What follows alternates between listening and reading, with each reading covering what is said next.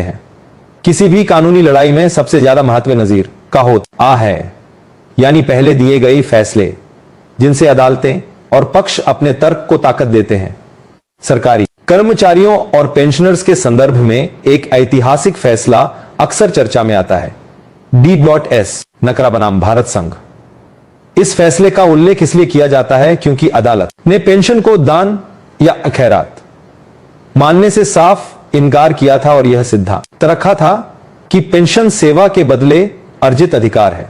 सरल भाषा में यह सरकार की कृपा नहीं, आपकी सेवा और मेहनत का परिणाम है।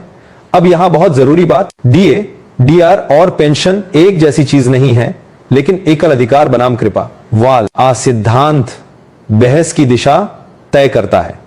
कर्मचारी पक्ष का कहना होता है कि जब कोई लाभ नियमों के तहत देय है तो उसे अनिश्चित काल तक रोकना न्याय संगत नहीं माना जा सकता।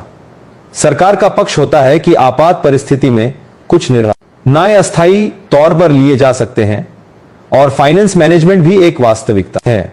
अदालतें अक्सर इसी टकराव में यह देखती हैं कि क्या निर्णय मनमाना था, क्या उसमें समानता का पालन हुआ, क्या देयता की प्रकृति ऐसी है कि उसे बस अभी नहीं कहकर लंबे समय तक टाला जा सकता है, और क्या सार्वजनिक वित्त के दबाव का तर्क हर स्थिति में स्वीकार्य है या उसकी भी सीमा है। यही कारण है कि 18 महीने के DA/DR एरियर की चर्चा सिर्फ पैसे तक सीमित नहीं रहती या सिद्धांत तक जाती है।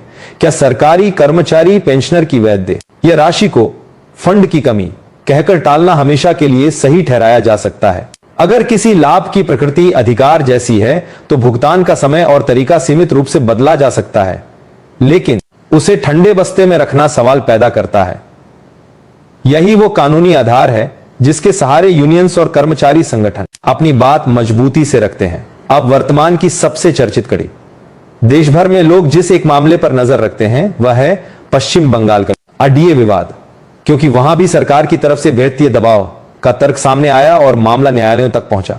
ऐसे मामलों में अदालतें एक संतुलन तलाशती हैं, एक तरफ सरकारी खजाने पर तत्काल बोझ, दूसरी तरफ कर्मचारियों का अधिकार और समय पर भुगतान की न्यायसंगत अपेक्षा।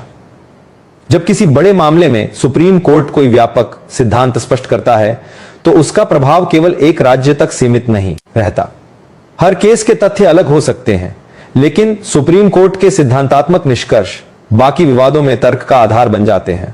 यहां मैं आपको भ्रम से बचाना चाहता हूं। कई लोग कहते हैं कि एड सुप्रीम कोर्ट की फाइलों में फैसला दबा है, कल सुबह सुना दिया जा, ये तो पैसा आ जाएगा। सुनने में आकर्षक है, लेकिन वास्तविकता में अदालतें ऐसे एक बटन दबाकर फैसले